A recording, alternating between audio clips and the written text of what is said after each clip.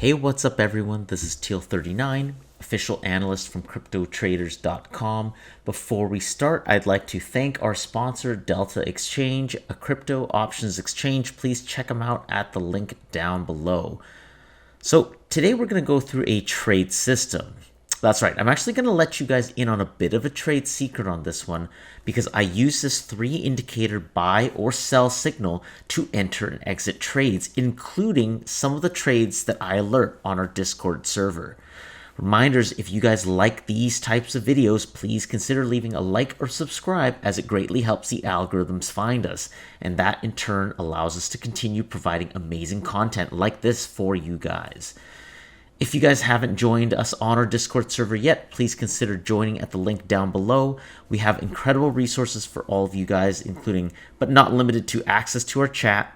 And this is where official analysts as well as other experienced traders will share their trade ideas and thoughts. We have Academy live stream lessons where you learn about everything from trading psychology to price action analysis. We have alerts channels from our official admins and analysts. And lastly, we have scanners set up on certain channels to measure volatility to help you find those entries to trades before people actually alert them. So let's get right down to business here. So a few weeks ago, you guys might have watched a video about the Keltner channel that I uploaded. We'll be going through advanced strategies at some point later, but this video I want to utilize that Keltner channel strategy as it is one part of this 3-indicator setup. So if you guys don't remember how to set that up, let's really quickly set that up. So here I have just a blank chart on Bitcoin and basically with no indicators on it. So let's go up to indicators here. We'll click indicators. We're going to type in Keltner channel. So Keltner channels right there. There's not Keltner channel strategies, just the regular one. So once we put that on, we have our Keltner channels. We have our upper and lower band. We're just going to really quickly change this. So we're going to choose the time frame to be one time frame kind of larger than what we're on. If we're on a 5-minute, then we'll do 15-minute. What I'm actually going to do is change my chart to 15 minutes. And I'm going to change the the indicator time frame to 1 hour. So this will be a 1 hour Keltner channel as well as a 15-minute chart. Okay. So that's basically what that looks like. So I already have my custom indicator set up, but this is kind of roughly how you could do it. What you do is you put the 1.5 on this one, you replicate this Keltner channel again, and then you put 1.2 on the 2.0 on the multiplier. So 1.5 and 2.0 on the multiplier to get your 2 upper and 2 lower bands. Okay. So I'm just going to take this one off for a second because I already have my own setup here. So right there, that is the one I had set up before. Okay, so this is a custom indicator for me, except it's all it does essentially is has a custom legend in the corner that tells me which time frame Keltner channel is trending up or down. So it's just a little bit of a snapshot, but you can totally do multiple windows to read this. No problem. Okay. The second indicator is going to be RSI. So we've talked about RSI in the past. You can use RSI. You can use money flow index. Either one is fine. I'm just going to do RSI here. And essentially what I do is, remember, I put the upper band at 60. I put the lower band at 40. That helps me discern fake and false breakouts and stuff like that. So that's what I put that on. All I need is the upper lower band. I put the background to almost nothing. And nothing else really changes, right? Length is default. Indicator time frame is on the chart time frame. The only indicator that is not is going to be the Keltner channel. So everything else will follow the chart's time frame except the Keltner channel. So that's RSI right there. You can already see the fake breakouts, the false breakouts that kind of sit here. So obviously you never buy off a 60 bounce unless the market is incredibly bullish, which it is currently not. So We'll get into that in a little bit. And our last indicator is going to be a MACD. So a MACD crossover strategy, you can use any one you want. You know, just look at some of the free ones here, not the strategy. So just moving average, convergence, divergence. Like, me, this one would be great already. So essentially, look at the crossover point. Again, I'd usually change the colors to be something that kind of matches. So the MACD, for example, that I use will be green. Oops, let me just adjust this. The MACD should be green. Green right here. Okay. And this one will be kind of red. Okay, so basically when the green crosses above the red is kind of when you buy, because that's just curling up. And then when the green crosses down below, that would be a sell, because, you know, momentum's coming downwards. So we do use some of these to predict a little bit. So on their own, these indicators are not fail-safe, they're not foolproof, but we use them in conjunction with each other to give us the best idea possible. Now remember that when I go through strategies like this, I'm just going through the strategy. I would still have levels on my chart like this, you know, based on previous, resistances and supports and stuff like that. So, you know, maybe if we have time, I'll just run through really quickly kind of how to do that. But today is just mostly focus on the 3 indicators. So again, I have a custom MACD because it tells me different time frames. So I'm just going to remove this one. But I do have another one here that I can go through. So let's just put that one back on. So this is just my custom MACD crossover. You can see that it looks fairly similar, but it's just a little bit different. So there are these bands that signal buy and sell. Essentially, that's the crossover point. Okay, so you can see here that we crossed over into the green briefly, and then a couple candles later, about 30 minutes, we crossed back down, and so there's the sell signal. So as long as the signal line is below the MACD line, then it's going to be a sell. If the MACD line is above the signal line, then it's a buy. Okay, so in conjunction with this, what we're going to do is we're going to play off the volatility. So remember, we had mentioned that most price action happens within the bands.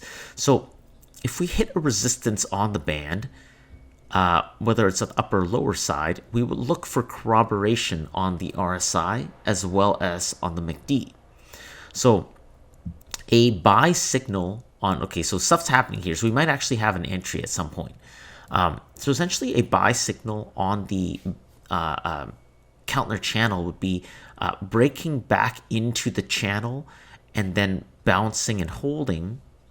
Right, so let me just draw this out here. So if we were if price action were to kind of come down like this, and then it broke back into the channel, came back, retested, and then rocketed, right, then we would buy right around here. Okay. Now, if it's inside the channel, we would either sell it right as it kind of fails to break the upper band, and then that's where we would enter our short, or we would come down here, fail to break the lower band, curl back up, and then that's where we would also buy. Okay, so that is what a buy or sell signal would be on the Keltner channel itself. Now, there is a complex thing to note that if you were to put, for example, a second Keltner channel on here, right, keeping in mind that my time frame is 15 minutes, this yellow indicator is going to be on the 15 minutes. So that's similar to my own time frame. I'm actually going to move that one because I'm going to use the 1 hour. But this one, the orange one, is going to be on something like a 4 hour. So this is how you can kind of play more with like swings and stuff like that. Okay. I accidentally deleted that. Let me bring that back. All right, let me just put that back on here. So input's gonna be 4 hours. style. I'm going to put this to orange because I want to have this organized system where I can tell what's happening. So let's just change this time frame to 4 hours. We'll change this time frame to 1 hour. All right, so here we go. So you'll notice that things look a little weird here, but essentially this will be what we use as different targets. Because the orange is a larger time frame, larger time frame targets provide us like more bottom. So for example, if we really sell off here, I'm pretty confident that we would break through the 1 hour support on the lower bands, but we probably wouldn't break down below the lower bands on the 4 hour. So it just provides alternative targets for you to go with. And you can see very clearly that we kind of rejected the 15-minute and we rejected actually the 4 hour top, but we didn't break the 15-minute. So maybe for the sake of this strategy, what I'll do is I'm going to dial this back down. So I'm going to change that. And I'm going to put this back on the 15-minute just so you can see what's happening here. So, all right, so let's go essentially short time frame scalps. So we're on a 15-minute, 5-minute chart along with a 15-minute Kelt. Action will move a little faster, so we have something to trade off of. Let's see. All right, so here we go. So we're back. So we went over the buy and sell signal for the Keltner channel. Okay, now the buy signal for a RSI is a 40 RSI bounce. You can see that we're right around there right now. So when this buy signal happens, this is essentially where, if there's still bullish momentum, this is where we would be able to jump in and have more confidence. You can see that on a sell-off here, we break down below into oversold, we break back into the channel, and then we bounce at 40 RSI right here. And then on this bounce, right on this wick, lower band, that would be the buy. So I'm jumping a little bit ahead of myself, but we already saw the buy signals on the MACD, right? The green and the white, right? Green is bullish. Green on my charts are green. White on my chart is in the place of red. So if we can see right here, on this candle here, we would have gotten a buy signal on the RSI right here, okay? So you look at that. That would be one buy signal. Just change that to green here. So that'll be one buy signal there. Right, the candle on the bottom of the lower band failing to break down below. That's a second buy signal off the Keltner channel. And then the MACD buy signal is right there. So I would have bought right there. We were at around the 15 Keltner channel mid. I'd probably put a stop below the lower band. Like that. This would be my entry essentially. And then this would be my target. Is just above the upper band, and then I'd have higher time frame bands like higher up. So this is probably how I would design my trade. Essentially, I would be risking about a 0.8% move for potential 0.9, 1.7, and 2.7 gain on top. Okay. So that's kind of how I would design the trade. But that's just an example I saw briefly right here. Okay. So again, as RSI bounces off 40, that's a buy signal on the RSI. And then if we hit a buy signal on the MACD crossover, if you have a custom one made, it would give you an indicator, a red indicator or a green indicator to buy or sell.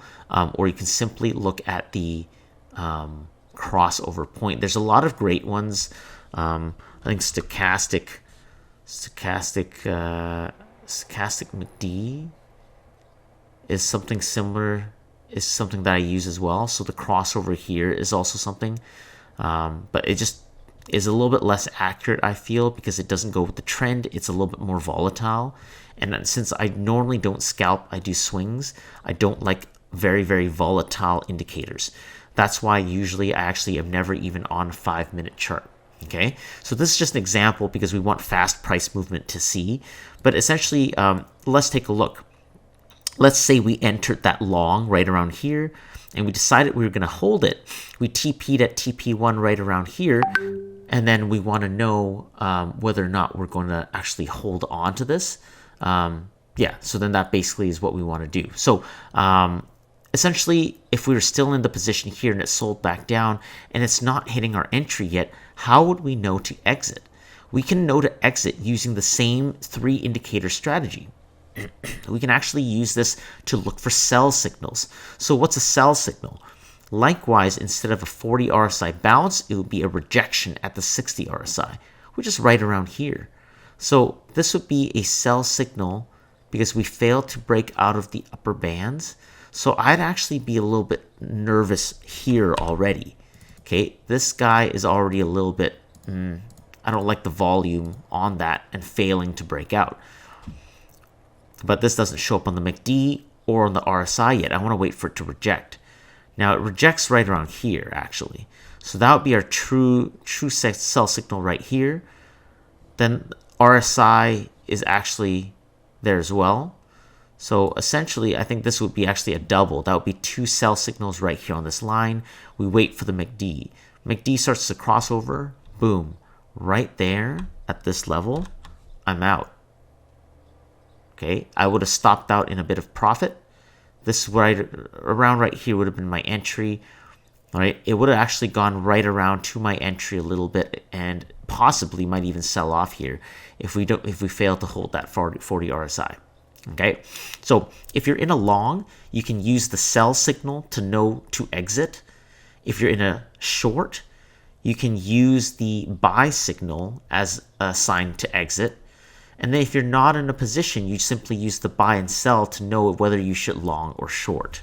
Okay, so I know that that's very brief. Okay, but essentially this is how I use these 3 indicators in conjunction with price action levels in order to make my trades. So this is a very quick intro into what this indicator can do for you guys. Let me know if you guys have any questions in the comments down below. If you have questions, requests, anything like that, just please feel free to tag me in our Discord server in the main chat with question, or just leave comments down below. Again, please leave a like and subscribe, and yeah, we'll thanks for tuning in, and until next time.